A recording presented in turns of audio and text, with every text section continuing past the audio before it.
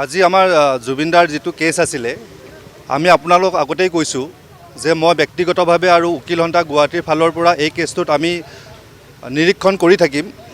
আজি মই আছিলোঁ তো তাতে কোনো ধৰণৰ বেল পিটিশ্যন দিয়া হোৱা নাই, কিন্তু অমৃত প্ৰভাৰ বাবে এগৰাকী কোনোবা চাহু নামৰ ব্যক্তি এডভোকেট এপিয়াৰ হৈছে। তো এই চাহু এপিয়াৰ হৈছে, তেওঁ বেল পিটিশ্যন দিয়া নাই, কিন্তু চৰকাৰী যিটো অধিবক্তা আছে তেখেতক পেন ড্ৰাইভটো দিলে চাৰ্জশ্বিটৰ। কিন্তু অতি পৰিতাপৰ বিষয় যে পেন ড্ৰাইভটো দিলে 12,000 পৃষ্ঠা বা ইমান হাজাৰ পৃষ্ঠাৰ, কিন্তু সেই পেন ড্ৰাইভটো পঢ়িবৰ কাৰণে চৰকাৰী উকিলৰ হাতত এটা কম্পিউটাৰ নাই। আৰু অহা 3 জানুৱাৰী 2026 কেছটো চাৰ্জ ফ্ৰেমৰ কাৰণে আছে। আপুনি এটা কথা কওক, এজন মাত্ৰ চৰকাৰী অধিবক্তাই 12,000 পেজ পঢ়ি এটা চাৰ্জ ফ্ৰেমিঙত তেওঁ শুনানি গ্ৰহণ কৰিব, এইটোতো হ'ব নোৱাৰে, যাৰ লগত আনকি এটা লেপটপ নাই। তো তেওঁ হাৰ্ড কপি বিচাৰিছে, হয়তো CID হাৰ্ড কপি দিব। তথাপিও আপুনি এজন মানুহ হিচাপে কওক, আজি হ'ল 22 তাৰিখ, 10 দিনৰ ভিতৰত আমি 22,000 কপি পঢ়িব পাৰিব? 12,000, 10,000, 5,000 নোৱাৰে। তাকো এনেই পঢ়িলেই নহ'ব, বিস্ময় পঢ়াৰ নিচিনা, আমি একদম সূক্ষ্মভাৱে পঢ়িব লাগিব। গতিকে আমি গুৱাহাটী উকিল সন্থাই বাৰে বাৰে কৈ আছিলোঁ, চৰকাৰক আমি আবেদন জনাইছোঁ আপোনালোকৰ মাধ্যমেৰে, আমি কাইলৈ তেওঁলোকক মেমৰেণ্ডাম দিম, স্মাৰক পত্ৰ দিম। জুবিনদাৰ কেছটো ফাষ্ট ট্ৰেক হ'ব লাগে, কল ফাষ্ট ট্ৰেক নহয়। বাৰে বাৰে কৈ আছোঁ, আমাৰ অভিনীলৰ ফাষ্ট ট্ৰেকৰ নিচিনা নহয়, এইটো ডে টু ডে হিয়াৰিং হোৱা ফাষ্ট ট্ৰেক কৰিব লাগে।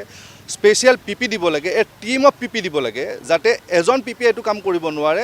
মানে আপোনাৰ ধৰক স্পেচিয়েল প্ৰচিকিউটৰ হ'ব লাগে, এটলিষ্ট 8-10জন মান এটা টিম হ'ব লাগে, যেনেকৈ CID ইমান ডাঙৰ টিম, ইমান ধুনীয়া ডাঙৰ টিম এটা আমাৰো বনাই দিয়ক। আৰু ইয়াত লেকুনা থাকিব নালাগে এখন। আৰু আজি মহামান্য যে সত্ৰ ন্যায়াধীশে যথেষ্ট প্ৰম্পটলি একশ্যন লৈছে। আৰু এই চেগতে মই মুখ্য ন্যায়িক দণ্ডাধীশ মোক ধন্যবাদ জনাইছোঁ উকিল সন্থা গুৱাহাটীৰ তৰফৰ পৰা। তেওঁ কেছটো এদিনতেই চাৰ্জশ্বিট পাইছে, সেইদিনাখনে ষ্টেচনলৈকে তেওঁ কমিট কৰি পঠিয়াইছে। আজি সত্ৰ ন্যায়াধীশেও এই কেছটো লৈছে আৰু প্ৰম্পটলি অতি তাৎক্ষণিকভাৱে তেওঁ কেছটো লৈছে, শুনানি গ্ৰহণৰ কাৰণে 3 তাৰিখ দিছে। কিন্তু আপোনালোকক মই এটা প্ৰেক্টিকেল কথা ক'ব গৈ আছোঁ। প্ৰেক্টিকেল কথাটো হ'ল, এজন মানুহ 12,000 পেজ পঢ়িব কেতিয়াও নোৱাৰে, তাকো এটা ভালকৈ এটা কম্পিউটাৰটো নাই।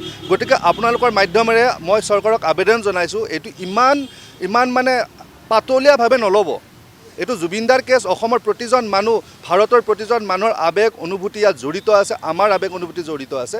গতিকে এই কেছটোত এটলিষ্ট আপোনালোকে মানে যিখিনি দৰকাৰ পৰ্যাপ্ত সুবিধাখিনি দিয়ক, যাতে এই কেছটোত কাইলৈ দোষী সাব্যস্ত হয়। কিন্তু দোষী যদি কাইলৈ সাব্যস্ত নহয়, কিন্তু আমি চবেই ভুগিম। আৰু চৰকাৰে বাৰে বাৰে কৈ আছে, এতিয়া কাম আদালতৰ। কাম যদি আদালতৰ হয়, আদালতখনতো আপোনাৰ তলত, আপোনাৰ আদালত তলত নহয়, আদালতৰ কাম কাজবিলাকৰ সুবিধা কৰাটো আপোনাৰ দায়িত্ব। ইনফ্ৰাষ্ট্ৰাকচাৰ লাগিব, ইনফ্ৰাষ্ট্ৰাকচাৰ কোনে দিব? আপুনি মোক কাম এটা দিব, মই আদালত, মই কাম কৰিম। মোক কামটো কৰিব, আপুনি পৰ্যাপ্ত বস্তু নিদিব, এটা কম্পিউটাৰ নিদিব, মই অকলে 12,000 পেজ পঢ়িব লাগিব, এইটোতো নহ'ব। গতিকে চৰকাৰক কৈছোঁ, যদি সদিচ্ছা আছে, আমি আপোনালোকৰ লগত আমাৰ কোনো দ্বন্দ্ব নাই, বিবাদ নাই। আমি অসমীয়া ৰাইজৰ হৈ কৈ আছোঁ, অসমবাসীৰ হৈ কৈ আছোঁ, যদি আপোনালোকৰ সঁচাকৈ সদিচ্ছা আছে, এই মানুহখিনিক যিখিনি আমাৰ PP আছে, তেওঁ স্পেচিয়েল পাব্লিক প্ৰচিকিউটৰ দিয়ক, এটা টিম দিয়ক, 8-10টা মানুহৰ টিম দিয়ক, লগত এছিষ্টেণ্ট কিছু মানুহ দিয়ক, কম্পিউটাৰ দিয়ক, এটা ফুল ফ্লেজৰ টিম দিয়ক, তেতিয়াহে আমি ন্যায় পাম। তাৰ বাহিৰে কিন্তু আমি ন্যায় পোৱাৰ আশা খুব কম আছে। 3 তাৰিখে ফিজিকেলি ভাৰ্চুৱেলি একো কথা কোৱা নাই, কিন্তু যিটো আমি দেখিছোঁ হয়তো ভাৰ্চুৱেলিয়ে হ'ব, কাৰণ অৰ্ডাৰটোত আছে, অৰ্ডাৰটোত লিখিছে যে তেওঁলোকক কপি দিব দিছে, তেওঁলোকক 7 দিনৰ ভিতৰত কপি দিব দিছে, হাৰ্ড কপি। যিহেতু চাওক, এইখন মহামান্য আদালতে বুজি পাইছে যে জেলত কম্পিউটাৰ নাই, গতিকে CIDক কৈছে যে আপোনালোকে এই গোটেই চাৰ্জশ্বিটখন তেওঁলোকক হাৰ্ড কপি দিব। চাৰ্জশ্বিটখন পেন ড্ৰাইভ পাইছে, পেন ড্ৰাইভ পালে আপুনি এতিয়া সেই তাতো পঢ়িব নোৱাৰিব ন, কম্পিউটাৰ নাই। গতিকে সেই বস্তুটো হৈছে, তেখেতসকলক 7 দিনৰ ভিতৰত দিব দিছে। CIDয়ে দিব, ডাইৰেকশ্যন আছে ইয়াতে, আপোনালোকে 7 দিনৰ ভিতৰত দিব। আৰু দুজন ইয়াতে ধৰক অমিতাভ বৰুৱা বুলি এজন আছে, আৰু প্ৰবীণ কুমাৰ শৰ্মা, এওঁলোক দুজন লিগেল ডিফেন্স কাউন্সিল আৰু নিয়োগ হৈছে। যিজন প্ৰথমতে চিফ লিগেল এইড আছিলে ধ্ৰুৱজ্যোতি দাস, তেওঁলোকৰ লগত এই দুজনকো দিছে, কাৰণ তেওঁলোকে মহামান্য আদালতে বুজি পাইছে যে অকলে এজনে নোৱাৰে। গতিকে মই বাৰে বাৰে কৈছোঁ যে আৰু আমাক এটা ভাল টিম দিয়ক।